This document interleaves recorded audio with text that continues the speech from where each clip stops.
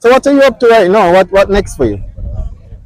For me, I'm gonna enjoy the rest of my weekend, and then I have work tomorrow, so I'm back to back to regular schedule tomorrow. And just remind us of what that is again. I work for Ideal Portfolio Services. It's an investment company. It's they own a group of companies, and I work for the investment branch. So, if you guys want to make some investments, call me. Do you see yourself playing any more local tournaments for the rest of the Locally, year? for sure. Once I'm here, I'll play. I'm not going to travel internationally, but locally, if the time works out and I can play, I love to be out here. I love for any opportunity to play, so I'll definitely And play the local. when you say not traveling internationally, does that include Davis Cup? Unfortunately, it does. I think my Davis Cup days are behind me.